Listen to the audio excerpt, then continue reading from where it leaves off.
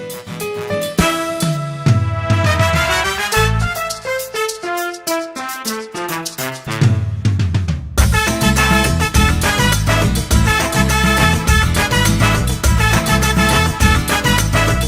everybody, welcome to the show. I'm Dan Vega. I'm Angel Morales, and welcome to the Spanglish Business Show. So what's up, Dan? Man? Not much. What are you up to, buddy? Oh man, a lot of things happening, man. Tell me what's going on. What's in my world? What happened in your world? What happened last week? What you got going? Because you always got something going. You think? Well, you should, man. You just came back from vacation. You were fresh, so I know you got something going on. Let me think about what's happened in my life since I saw you last week. Okay. Honestly, nothing worth mentioning, to be honest with you. Honestly, it was kind of a week back from my trip. Yeah. It was kind of a grind week just to kind of get caught up. Yeah. I didn't really do anything, worthy of mentioning. That's kind of stayed home over the weekend, caught up on my shows. Well, that's good. I always have a few shows I like to get caught up on. That's awesome. That's awesome. Do you ever feel guilty where sometimes you come home and you just want to sit on the couch and just watch TV? And I feel so unproductive. And so, but I got to be honest, like to me, I just need to catch a couple of shows, at least a couple nights a week where I just kind of defrag and not think about anything. Absolutely. And, I kind of struggle with, is this the best use of my time? But honestly, I don't really care. There's a few shows I really like, and I binge watch.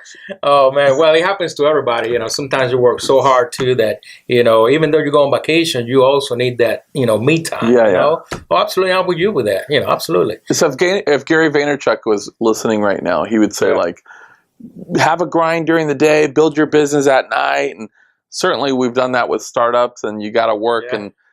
But honestly, sometimes you do have to take a few hours out of a day or, a day or two out of a week to just kind of defrag, empty your cup a little bit. Yeah. And I find when I empty my cup a little bit and just kind of, not take in so much, I find that I become more creative and I have those great ideas. Probably my best time in business and my most creative time is when I'm coming back from a trip in the car or on the plane back. And I just kind of blew off steam and had some fun. I'm in that mode of like, oh man, when I get back to my office, here's what I'm going to do. And I'm really worth something. Oh yeah. But when I'm just constantly grinding and week to week, and I don't ever take that reprieve, I'm not as useful. Yeah, I know what you mean. I know what, we all need that downtime. But I mean, a lot of things been happening lately, man. A lot of things. Well, especially in business. Business, what's your take on you saw that Amazon bought Whole Foods? Amazon bought Whole Foods, yeah. What do you think about that? Man, that's the way of the future. That's the way the future is going. I mean, Amazon buying Whole Foods, it's a big thing. It's a big thing. I think between Amazon and Google, they're basically ruling the world at this point. They're doing a lot of things. So I knew that Amazon has a couple of stores or a store or two where they beta test, selling groceries. Now they're buying Whole Foods. So we see the writing on the wall. We know what the plan is. Yeah. And I believe they say they're using half of the amount of workers, right? Half the amount of they're workers on the stores, yeah. So probably that buyout means that some people will be getting the walk-in papers, right? Because they're operating on a lower margin. But I also read that they're working on a deal where they can deliver via drone. Have you read that? Oh, absolutely. It's all over the news, yeah. That is strange. Yeah, that is strange. Can you imagine having a drone on top of your house? I don't know how I feel about that, though. With the amount of purchases people do on Amazon, I kind of see 10 years from now, you're going outside to get the paper, if that's even a thing ananymore. Yeah. And you look out and there's just drones everywhere. The skies are filled with drones dropping off people's stuff. I don't know if I love that, man.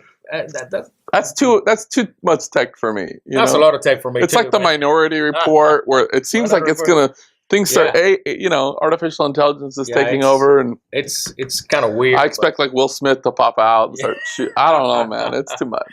That's crazy. It's gonna be like Area 51 in front of your house. It's too much. You got robots delivering the newspapers, and I mean, it's it's. I gotta tell you, bro, it doesn't seem like we're that far off. We're not far off from that kind of stuff, and they say that Google.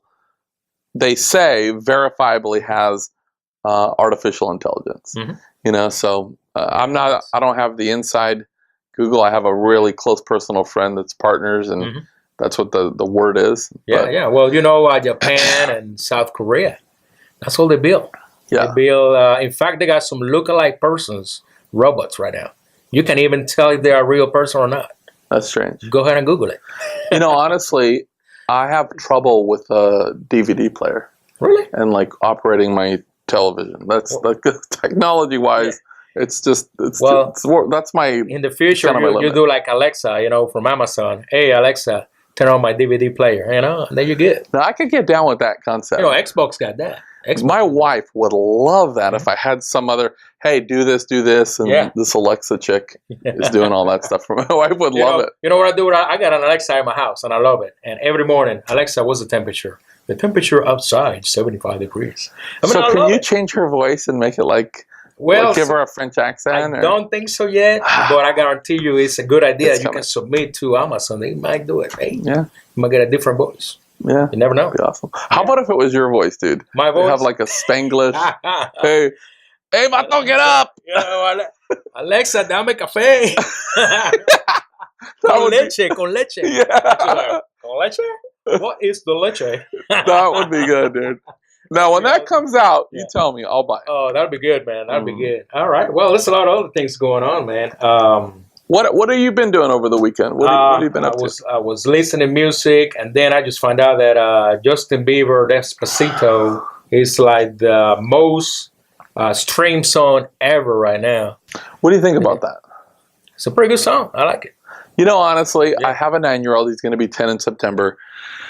So I'm not a big radio guy. I like to listen to Sirius. I like CD. I like my stuff. But when he's in the car, he's a top 40 kid. We listen to the radio. And so I'm familiar with Bieb's stuff. And I got to tell you, man, I don't care who knows it. I'm a total fan. I'm a believer. Yeah. I'm a total believer. He's a very smart kid. He's an angel investor, really. He actually invests in technology. I had the chance to...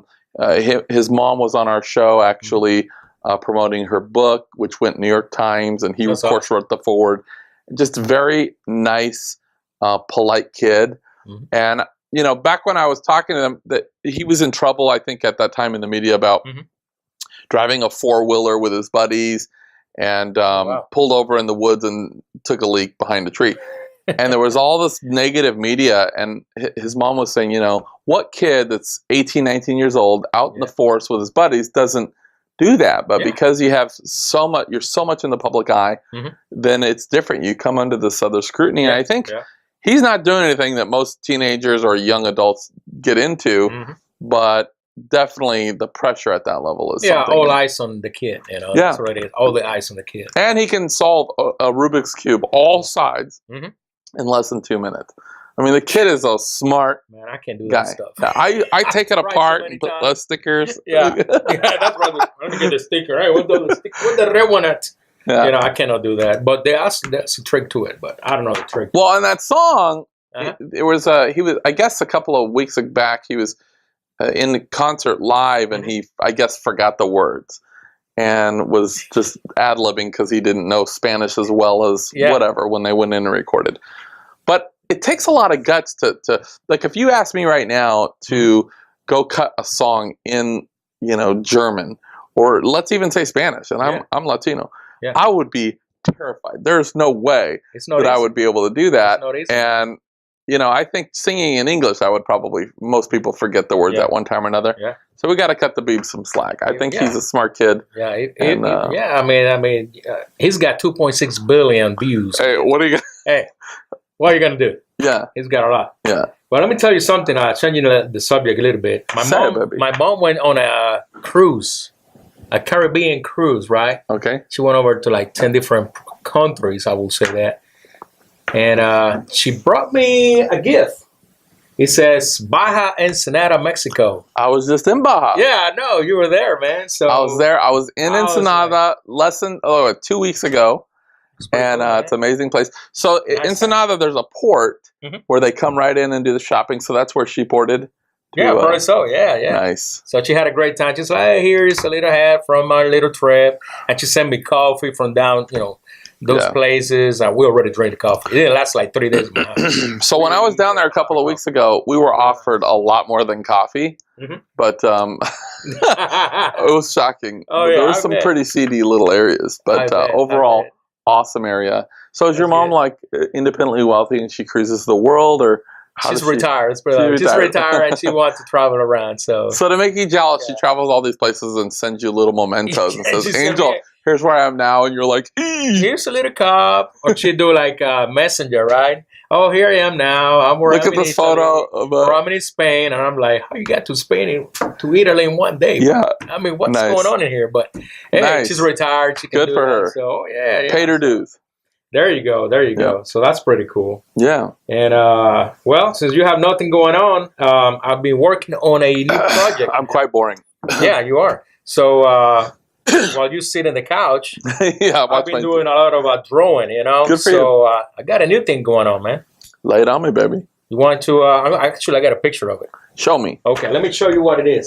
First of all, before you show me, what does it have to do with? It's a new concept. A new concept, It's a new concept. And but I'm going to show you first. Can it be monetized? It can be monetized. Okay, show me. You know, the show is about business, so all we do is about business. Okay. Now, let me show you the first ever piñata drone. I'm out.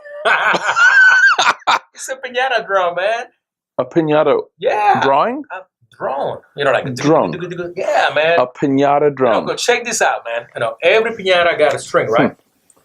Yeah. And then you got to hit it with a stick so you can get your candy. Okay. Well, this method is harder because you're going to have somebody with the drone and he's going to be, you know, maneuvering the drone. So it's going to be hard for you to actually hit the drone. But of course, when you hit and you get the candy, it's going to be well worth it. But yeah, man. I see some logistical problems with that, but hey, who am I to say? I dig. So, dude, how long did it take you to draw that? Oh, well, I got a group of people. First, I got Africa Ramirez and Alexander and Natalie. They did this for me. Okay. You know, and I told them, I got a vision, guys. So do you have like a focus group that you bring in where like we're talking drone piñatas and everybody's in there? Yeah, it's all about team effort, man. Team effort. Yeah, I've seen a lot of ideas in my day, but hey, man, piñata drone. Nobody let me know how it goes. Yeah, nobody's seen that. Okay. All right. Well, listen, I'm really excited about transition-wise talking about piñatas. No, I'm excited about today's guest.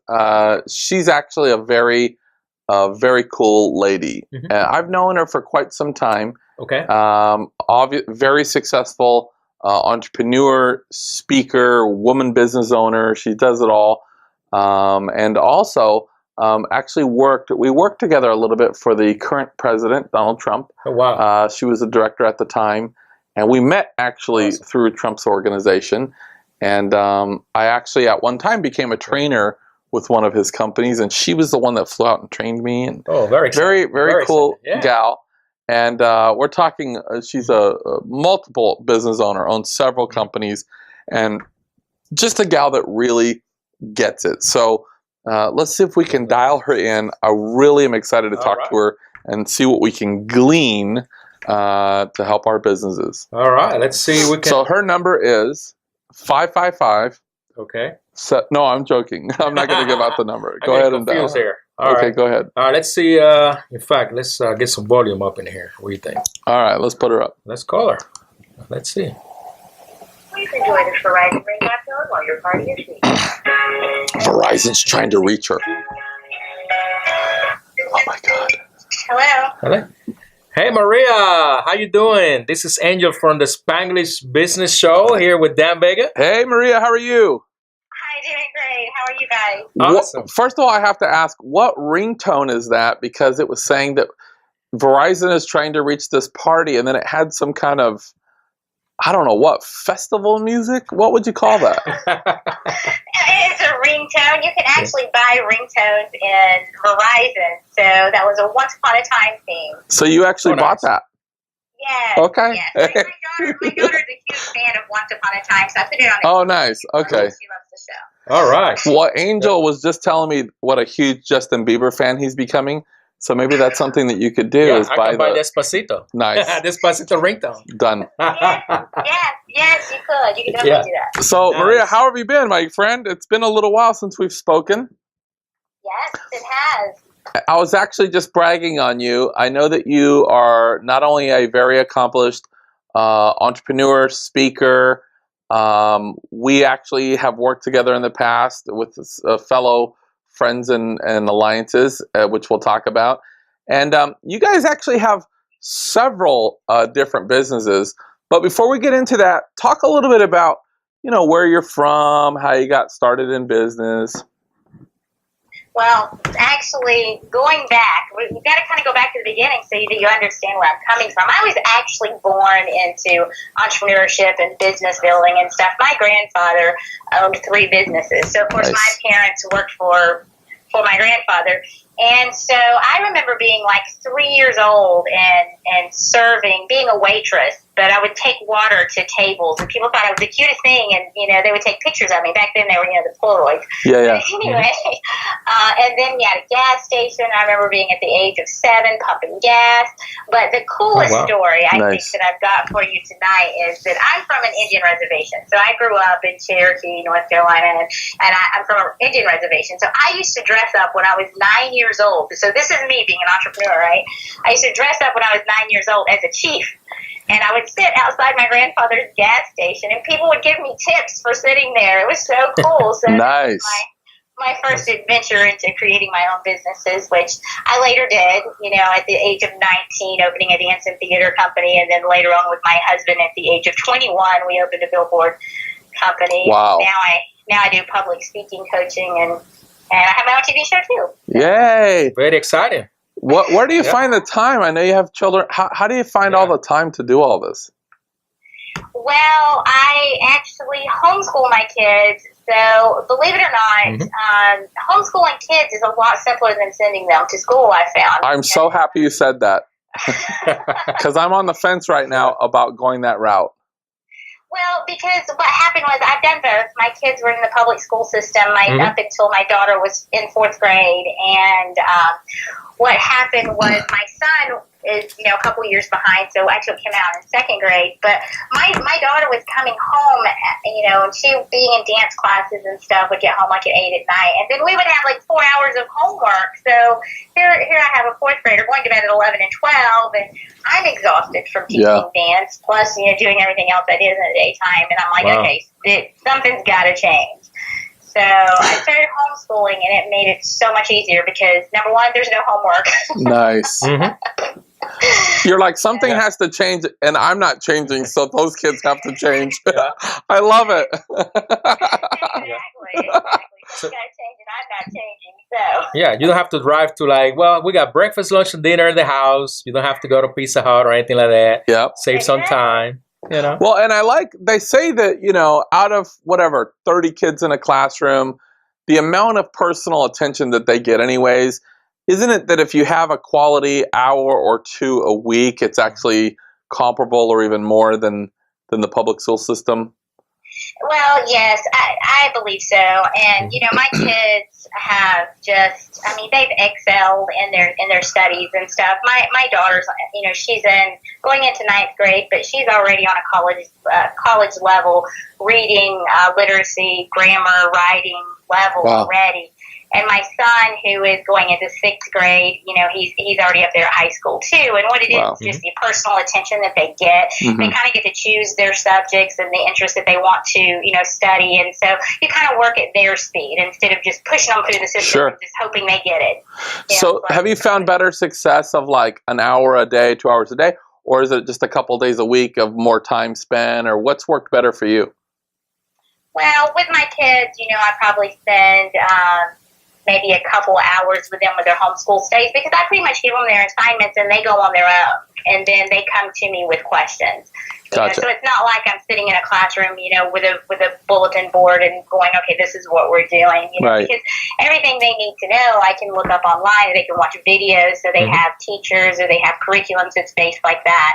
And so they just come to me with the extra help that they need to, and understanding our questions. Man, that seems very conducive for young entrepreneurs to kind of get that schedule and kind of set things on their terms. And you I know you were a very young entrepreneur. You mentioned starting your billboard company at 19. I was also 19 in my own business, and I got to tell you, it seemed overwhelming to start. 19, you're still trying to figure out who you are, right? and to pull the trigger and get out there and start chasing a passion and taking some risk. It takes a lot of guts. And I know that I believe that company's still in business, is it not? That you started. Oh yes, the Billboard company is, and so is the dance studio. I started the dance studio when I was 19, the dance and theater company, and then of course the Billboard company, yes, is still going. So yes, both of them are still going and still going great. And I'm actually selling out of the dance and theater business just because I want to focus more on my public speaking and traveling and seminars and my own TV show. And it's just I can do a lot of things, but I can't do it all. Sure. So I'm selling out of one company. Yeah, it takes, as life progresses and we develop ourselves, there's different seasons, right? And I know that you've done a lot in personal development over the years, and we'll talk about that. But tell us a little bit about the vision of your show. Tell us, I've caught a few episodes, but talk to us a little bit about the show and kind of what the vision is. Well, the vision with my show, my TV show, is called The Lyons Den with Maria Lyons. And basically what I do with my TV show is I'm usually the sole speaker on my show. And what I do is I do motivational or personal growth videos. Most of them are about 5 minutes long. There's a few on there that are a little more. And then I'll also have guest people that come on my show, and they're usually entrepreneurs or business builders in the community. I've got a few celebrities lined up and models that are lined up to come on the show as well. And what I do, instead of them talking about their business, I actually have them talk about, how did you do it, and what was your evolution of, stepping into this new you? I know at first you were kind of scared. Tell me your processes and how you evolved to where you are now. And maybe some of the things they've had to overcome, like all of us. Their obstacles, their challenges. I have them talk about that because that helps personal growth-wise. And if there's someone thinking about doing their own businesses, because, we all have those struggles in the beginning. Sure. And I want people to hear those stories. Well, and what I like about it too is, it's something that's short and sweet. It's something you can pick up 5 or 10 minutes and glean real nuggets that are applicable in today's business climate. And, we've actually had this talk, you and I, before, where, we're now on Roku. We've gotten away from the networks, and we've both had this discussion that, the networks don't have the power that they once did, and the behavior has really changed. I think largely due to social media, but people's attention spans are just not what they were. And having these 5 or 10 minute, really fast-paced nugget, shows that just help people really take away stuff. I think that's just the future where we've become. What's needed. Well, and two, I think it has to do with a community of, or a new culture of, I want it now, and you get to pick and choose. That's right. Yeah. And I think that's why it's really popular to have these kinds of things and to produce these kinds of things. Sure. Yeah, and how was, I know you have an amazing husband, Lloyd. How's Lloyd been? Lloyd's doing great. He's working hard. Well, listen, Maria, we're going to take a quick break, but when we come back, I want to talk to you a little bit more about today's plans and moving forward, what you have coming down the pipeline. So stick with us. We'll be right back with Maria Lyons, everybody. Hang with us. Okay, welcome back, everybody. We're here with Angel Pomalis and Maria Lyons, speaker, entrepreneur. She's a television host of the Lyons Den. Maria, tell us a little bit about how you came up with the idea or the decision of saying, you know what, I've done the speaking thing, I've done the coaching thing, which I know you're still doing, but I think, maybe having my own show, this is something that I really want to pursue. How did you kind of arrive at that?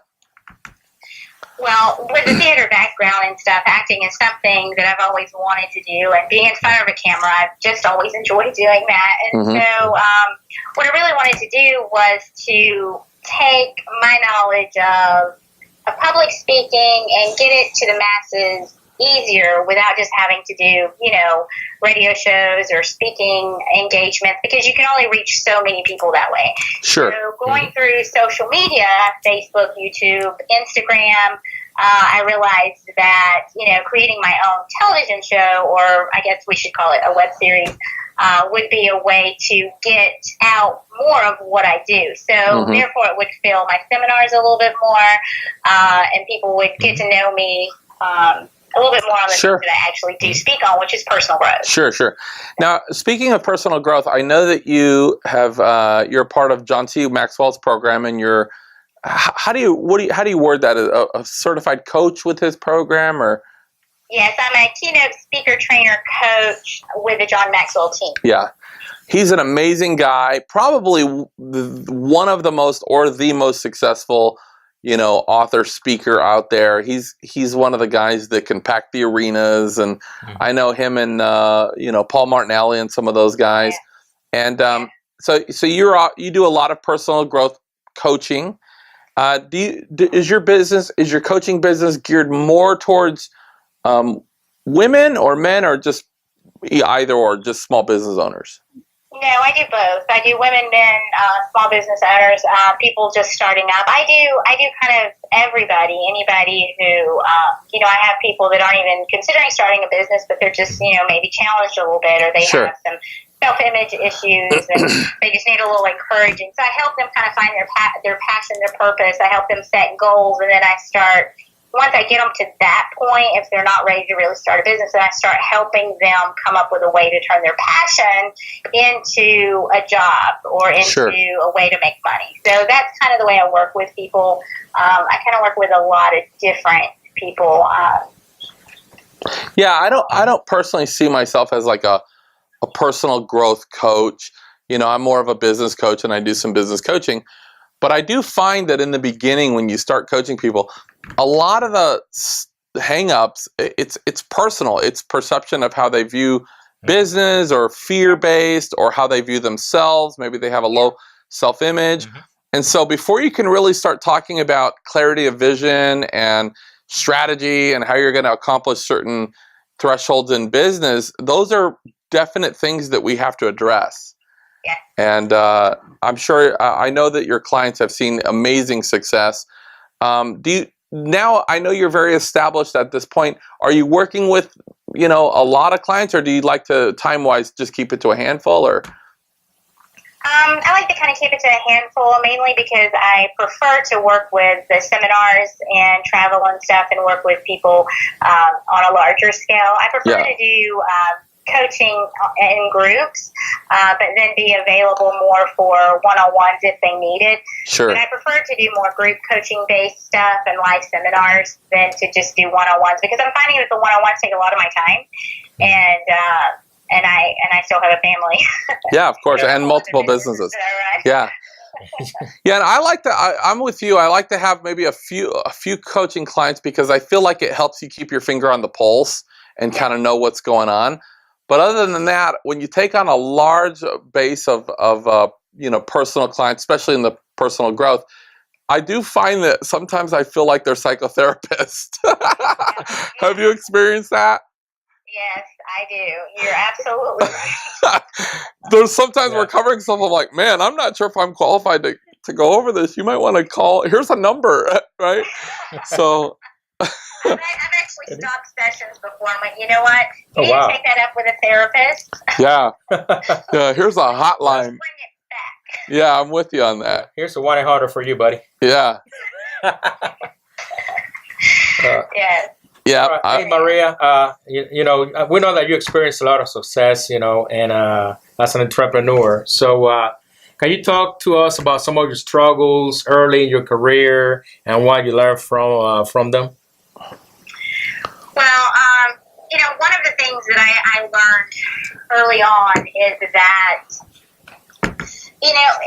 it's good to set goals. It's good to really know who you are, and to know your passion and your purpose, and to try to really figure out what it is you want to do and how you want to make money at that passion and purpose.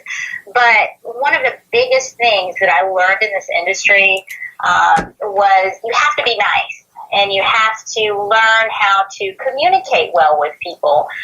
One of John Maxwell's books that I just love, it's called Everyone Communicates, Few Connect. And that's a really great book for a lot of people to read, because a lot of us can just talk all day long, and people can sit there and nod their heads, but a lot of the time we're not really connecting with our audience. And I have found that, you know, when you can really get in there and you can connect with someone, then you can start helping make a change and make a shift. So, you know, I think early on when I first started out, one of my struggles was not really connecting with people. I had a lot of information and I would spew it at people, and, you know, and I'm very ambitious and I'm very direct. And so I think a lot of times people thought I was very intimidating, you know, just because I had all this information. And so I really had to figure out how to be more human and learn to communicate better and soften myself a little bit so that I could connect with people on a more emotional level. Yeah. So, ultimately, at the end of the day, people still do business with people that they know, like, and trust, right? Yep. Regardless of the product or the service. And I found exactly what you're saying to be true. When we first started the television show, you know, I would have all these questions prepared, and I would get on their Wikipedia, and I would look up the whole thing, and I would have everything prepared. And then I would ask them a question, and then while they're answering, instead of really listening, I'm looking for a bridge of like, okay, yeah. How do I tie it into my second question? And I'm so in my head about asking the questions.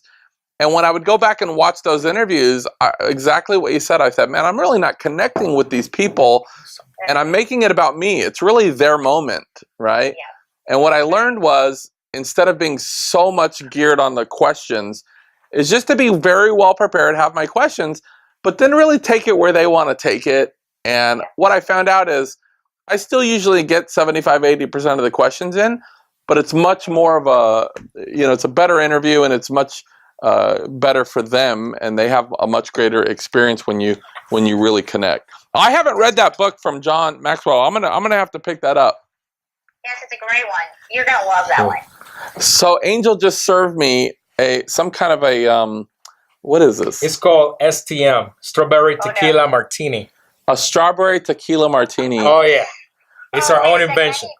It's our own invention here. I'm gonna send you mine somehow, Maria, because honestly, buddy, I would love this, but I'm on a very strict thing right now. Really?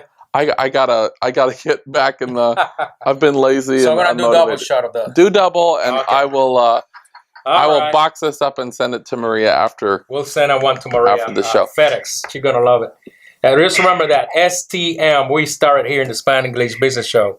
It's called a strawberry tequila martini, and they got a cherry on them, strawberry on them. I mean, now Maria, I'm already. He's already stumbling, Maria. I'm already stumbling. Completely out of it. And only took a sip. Let me ask you a question. We definitely want to touch a little bit on. I know both of us at one time worked for the current president, Donald Trump's one of his companies. And it's good. And I was talking that when we decided to kind of get connected with that company, you were actually the trainer that came out and trained us. Yeah. And we've had the privilege of, you know, meeting him and spending some time with him on several occasions. I know what my experience was with Trump, but certainly here at the show, we're very politically neutral, so we don't want to get into that. But what was, just out of curiosity, your dealings with him? What's your take? Well, yes, I was working with him on one of his companies, and I was one of their trainers that did go around training different groups and stuff and speaking, and I love that. But my dealings with Donald Trump were completely positive. I mean, it was a wonderful experience. The man is very, very direct. He knows what he wants, and you've got to know what you want and say what you need to say, or he's kind of done. But if not, you're fired. Wonderful individual. Very. I mean, to me, he was kind of like a grandfather figure. I mean, like, he has these words of wisdom that just kind of pop out of his head, and you're like, wow, that's kind of cool. I had a very similar experience. I thought, I had several occasions where I got to meet him, and even a couple of times where I actually got to spend time with him on other things. And, he was always very direct, but it wasn't like watching The Apprentice where he's firing everybody. And he was actually a very honest, direct guy, and my experience only, he was very gracious and did what he said he was going to do. And, I'm not saying what kind of president he'll make, but honestly, he was always very, he didn't seem as, over the top as they make him out to be on television. But, very good, gracious, very smart person. And I'm probably the only Latino that will actually say that, because my people don't like them. No, they don't. But I'm just, on my talk show, I've got a whole story about what Donald Trump did for me and my encounter with him when I first met him. So it's on. Can you give me just like give me a little taste of what that is? Basically, when I first met him, I mean, he's this giant of a guy. Huge. I'm short. I'm 5'2", but I mean, he's huge. And basically, I mean, he reached out. He took my hand. His hand just swallowed mine. It's a giant hand. And, wow. He didn't press it any more than I pressed his. So, and he looked me right in the eye and he asked me, how are you doing? And I really felt that connection, before he moved on. There's other people, wanting to meet him too, but he waited until, I said, well, I'm doing great. It's an honor to meet you, before he moved on from me. And it was just great to hear him speak later that night on some other things that just really changed my life, because I was at a really negative point in my life when I met him. And it's in that series about, what was going on in my life then, and just how just one thing that he said just completely pulled me out of it and changed my thinking just a little bit. Yeah. I read some of his books, like especially The Art of the Deal, back when I was in the military. And I read a lot of his books, by the way. That's why I've been so successful in business. Yeah. And I tell you what, the way that he actually, teach you, I mean, it's a different way that most people, will think about. Yeah. I mean, he has a different perspective, and it's down to earth. Let's put it that way. Yeah. And it's simple. And it's simple. Yeah, exactly. It's simple. And most of it's common sense. Yeah, it is. Oh, yeah. Well, we actually brought several times when we were up there with him, I brought a couple of friends that really wanted to meet him. And I talked to a few of the guys on his team, and I said, look, I'm going to bring these people. They're dying to meet Donald. And they said, okay, they worked it out.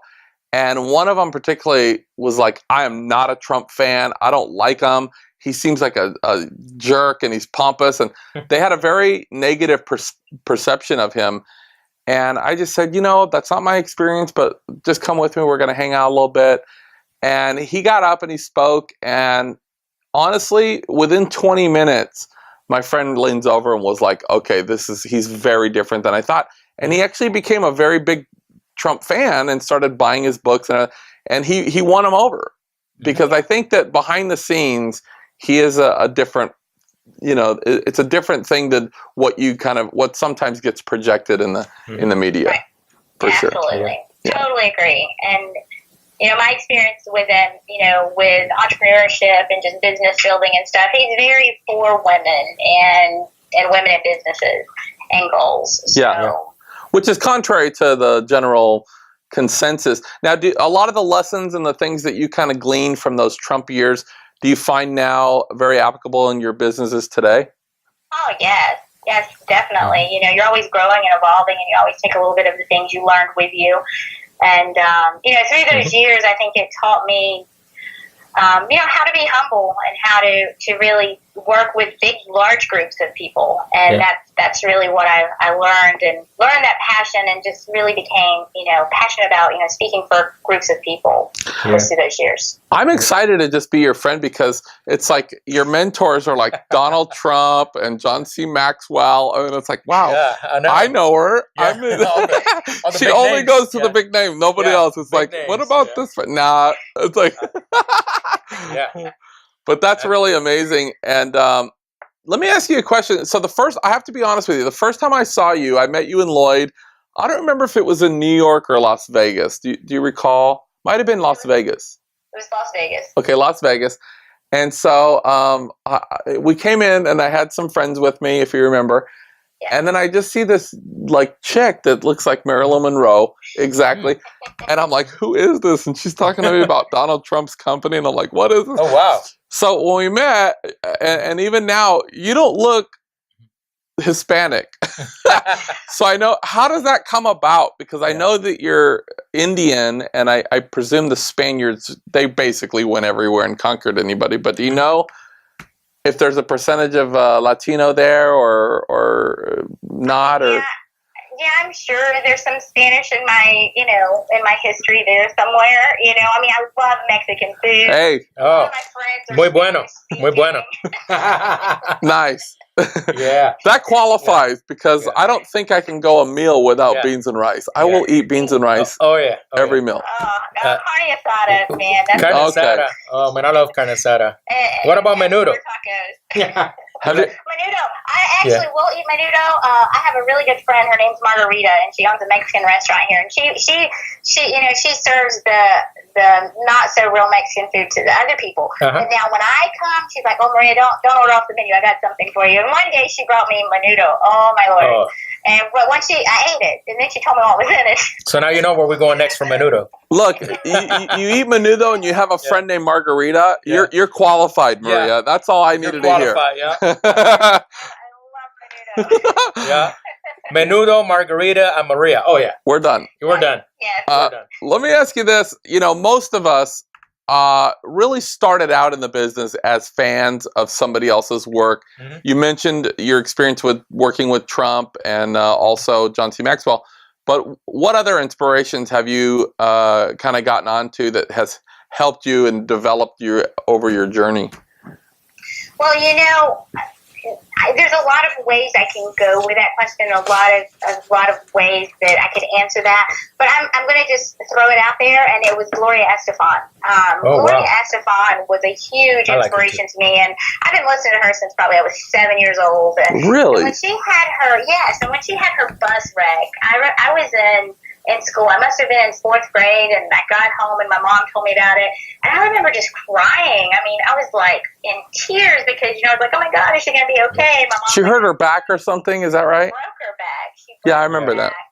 But the story of her recovery and just it's just such an amazing story. And then when she stepped on stage for the first time and the two guys were holding her up and she sang Coming Out of the Dark, I lost it again. And then just to see her determination, because the doctors pretty much told her, you'll never be able to walk again while they're on dance. Yeah. And she proved them all wrong. And she went on to have an amazing career. I've met her a couple of times. I've spent time with her. She's just a phenomenal person. Yeah, she's an amazing lady. Yeah. Maria, I got to be honest, you may be more Latino than me. I mean, you were just... I Gloria Estefan, but I can also sing her Spanish songs too. I don't know what I'm saying, but I know them. I'm sorry, buddy. You put me to shame. I am not representing right now.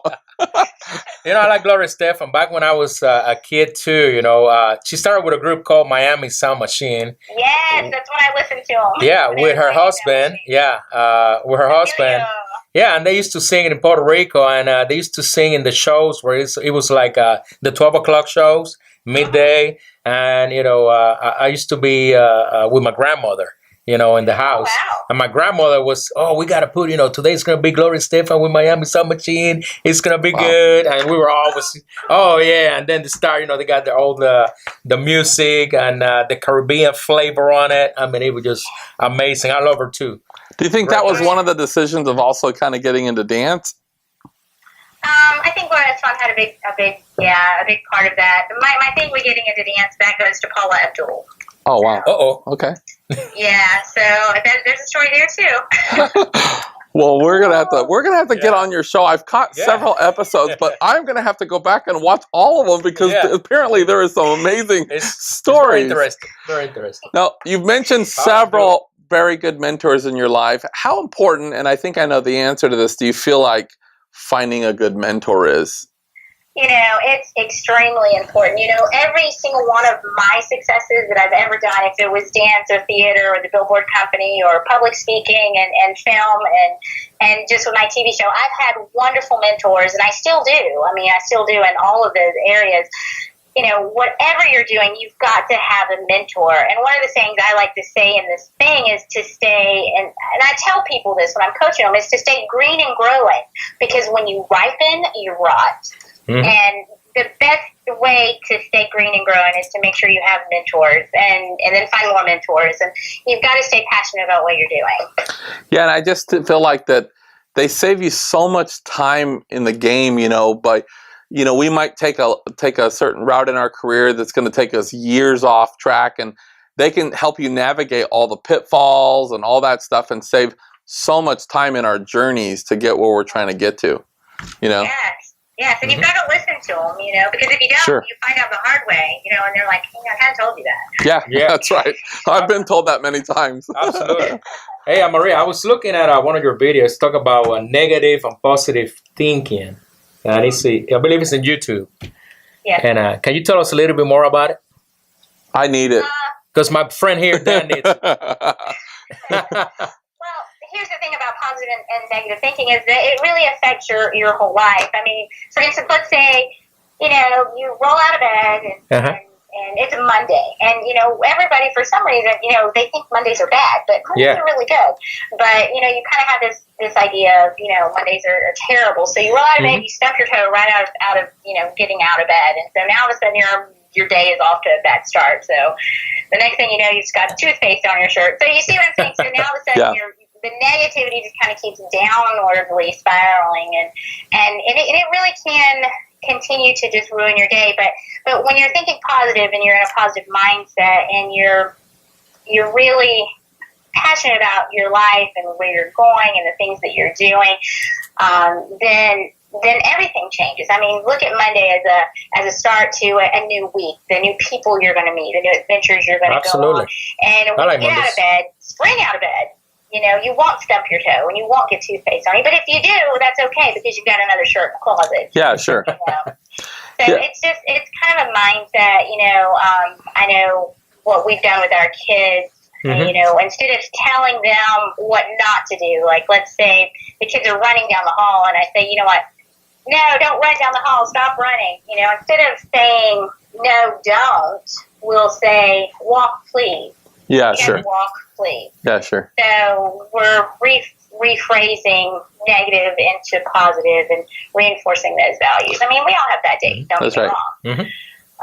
But you know, your mindset going forward is really going to set the whole tone for your day. It sets your week, your year, and the people you meet, because like-minded people will find each other, and positive people will find each other. Negative people, they always find you. Oh, gosh. If negative people are finding you, you might want to ask yourself, are you negative? That's right. Why are you attracting them? Yeah. I always kind of say that I've always found that the first hour of the day for me kind of dictates the day. You know, if I wake up and I'm late already and I'm rushing and I'm not prepared and I don't do any studying and I don't feed my mind, and then it can just domino, like you said, and one thing will lead to another. But if I really get up, I sit there and kind of meditate a little bit, get my thoughts together, maybe do a little bit of studying and kind of feed myself, you know, my mind, and kind of really plan out my day correctly. Generally, I'll have a win that day, right? Yes, absolutely. But we just have to be prepared. Now, they say that most entrepreneurs at a certain point in time in business eventually are just high-paid storytellers.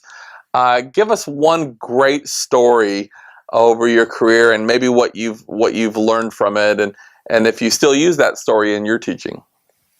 Yes, I actually do use that story. I use it a lot, and I'm actually getting ready to use it again. I was just invited to speak on another call. But my story goes all the way back to my childhood because it's kind of an ugly duckling story. I'm the ugly duckling who became a swan. But the way my story goes is I struggled through school because I'm dyslexic, so I always had a problem with reading. I was slower than the other kids. I didn't really understand, you know, because the words would mix up on me. Sure. And so I was actually put in lower classes and stuff, but I was also a tiny kid. I was little and puny, and I wore these giant glasses. I don't know why my mom put these giant glasses on me, but she did. And so it really did a number on my self-confidence because the other kids would kind of pick on me and kind of alienate me. But, you know, you still kind of have to find your way. You know, you can't do anything about it. But I use that story when I'm talking to people. And that story I have found really impacts people because, you know, the way the story goes is pretty much I had teachers who really took me by the hand and took their time with me and really taught me how to read and taught me how to create my own stories and how to figure out so that I could get the confidence. So what I would do is I would create stories, and then I would read them back to the teachers, which gave me the confidence that I needed to start learning how to read. And so through just that story of evolving and then going on into high school and college and then evolving to where I am now, it really helps people realize that, there are self-image problems that can go back to your childhood, but the way you get through them and the way you look at them. I mean, it would have been real easy for me to go, I'm a dyslexic, I can't read, and dropped out of school. Because that's what happened to my father. He dropped out in 8th grade. I was the first person to graduate on my dad's side of the family in at least 3 generations. Yeah.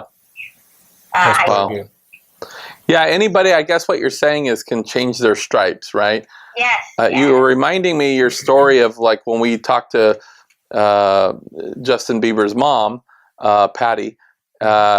She had a similar story. Everything was stacked against her. She had every problem and thing that she was dealing with. She was in a very dark, even suicidal place, but figured out a way to change her circumstances. Change the way she perceived her situation. She started taking different actions, and now she's, of course, helped her son become very successful, produced films, written New York Times bestsellers. Anybody can do it, but the saying of like, if you keep doing what you're doing, you're going to get what you got. We have to kind of change those actions. And, I feel like say, getting a good start to the day will generally, things can domino either in a bad way for us or in a good way. Maria, we're going to take a quick break. And when we come back, we're going to get into our lightning round. This is where the audience has a chance to get to know you and, as you mentioned, connect with you more on a personal level. So stick with us. We'll be right back. Our sponsors are going to try to sell you some stuff, and then we'll be right back with Maria Lyons.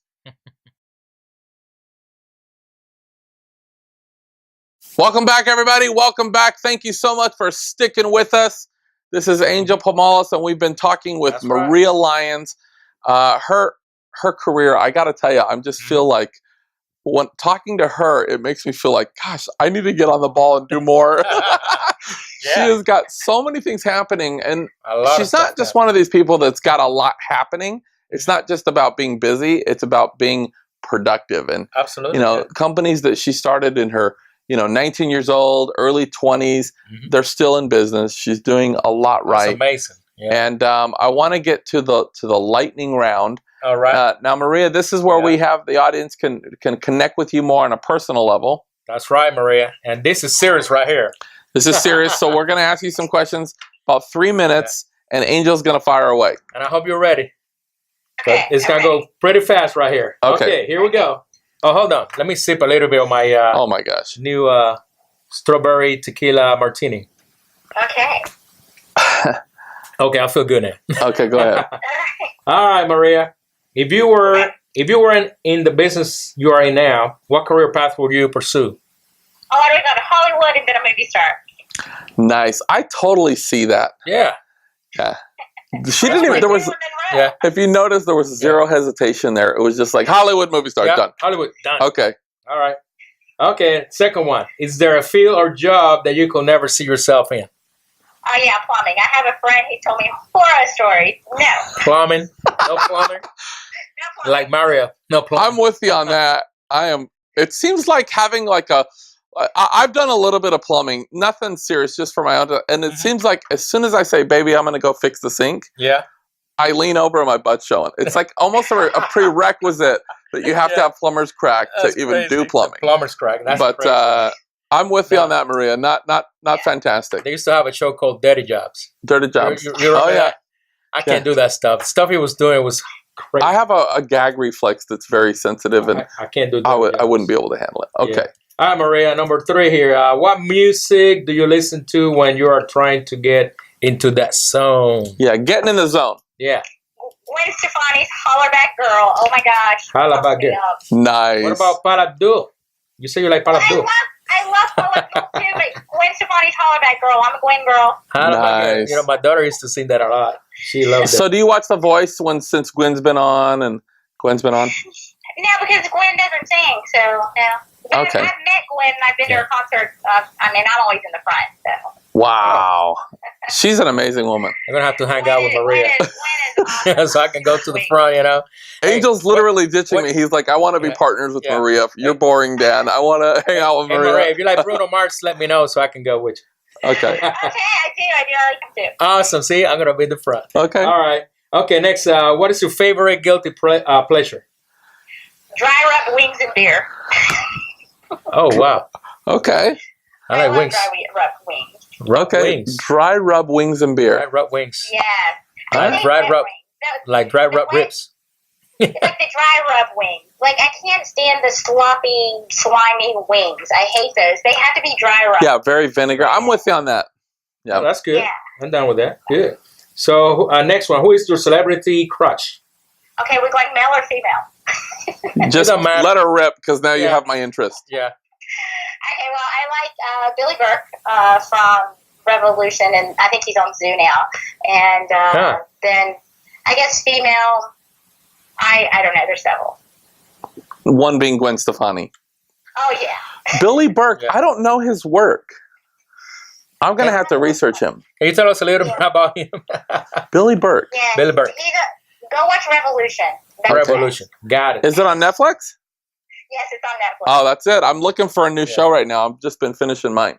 Yeah, because there's been a lot of... let's see, J.J. Abrams did Revolution. Okay. So it's a little science fiction-y. I'm in. But it doesn't start that way. It's a show about what happens if the power goes off. Oh, I know exactly what you're talking about. Okay, I'm gonna check him out. Now, you mentioned the beer and wings, but what type of beer? Corona or Tecate? Well, I actually like both, but I like a Corona. I just like the bottle, and I like the lime. You like the branding. Okay, perfect. Yeah. All right. Just like the label. That's a crown on it. Looks cool. I like that. All right. What about luxury car or low rider? Well, I'm a queen and a bit more refined, so luxury. Luxury? I could probably see Lloyd in a lowrider, honestly. At least 20 years ago, that guy was in a lowrider bouncing, but Maria definitely... Like this. Come on, Maria. Let's go. Órale, Maria, let's go to Margaritas and have some menudo. Give me the limo. That's what. Yeah, Maria is definitely a luxury gal, for sure. No question. That's cool. All right. So we think we know the next answer. Menudo or chicken noodle? Menudo. Nice. Yeah, menudo. Okay. Name a super gigantic goal that you plan to achieve in the future. Okay, this is crazy. I want to build a castle to live in. But I want to build it because I want to customize it. I want it to look just so. So I want to build a castle to live in. Castle. Build a castle to live in. Let me ask you a question. Does Lloyd know about this? Well, actually, we're kind of house hunting, and so there was one that actually came on the market that I didn't even know was in our area. It was a 4-bedroom castle, but it was sold as a wedding venue. If I would have had $2.9 million, I would have bought it. Extra, like laying around, like, let's grab that. I need that castle. Yeah, it was a house. It was built like a castle. It was beautiful. I loved it. It was 10,000 square feet, though, so I don't know. So when you get the castle, can me and Angel come and stay at least for a weekend? Yeah. We'll scrub the floors or we'll do whatever we have to. We'll cut the grass. I'll stay next to the horse barn. I don't care. I will do your yard for you. I'll feed the goats. I'll feed the goats and the chickens over there. That is a gigantic goal. A castle. Are you going to have like a river around it too? They used to have like a moat. Yeah, like a moat. Crocodiles. Nice. Yeah. You can go fishing for bluegills. I'll do it, man. I want to moat, and I want horses with horns, because we've got to have unicorns on the property. So it's going to be a fairy tale. Hey, that's pretty. I believe if you're saying it, it can probably be accomplished. It probably will. Okay. That's nice. Now, the last one is very how would you say here in our show? Yeah, famous. Put some thought behind this. Yeah, this is one of the most famous questions in our show because this is the last question. All right, so here we go. If we had a white president, African American president, entrepreneur president. If we ever get a Latino president, what do you think is going to be his first 3 executive orders? Okay, well, this is what. Okay, I don't know what his would be, but this is what needs to happen. Okay, what needs to happen? I'm going to write him and tell him. I need a taco truck at every gas station across. Oh my goodness, I love it. Not even a question. Because I love tacos, okay? And then I need Taco Tuesday to be declared a national holiday. Taco Tuesday, yeah. She's definitely more Latino than me. I love her mind. She got some good ideas. I like it. As soon as I get off the phone, I'm going for a Corona and a taco, just saying. I love it. And I need Cinco de Mayo to be declared a holiday every single month, though. Nice. All right. So we're going to have Cinco de December? Cinco de Noviembre, Diciembre.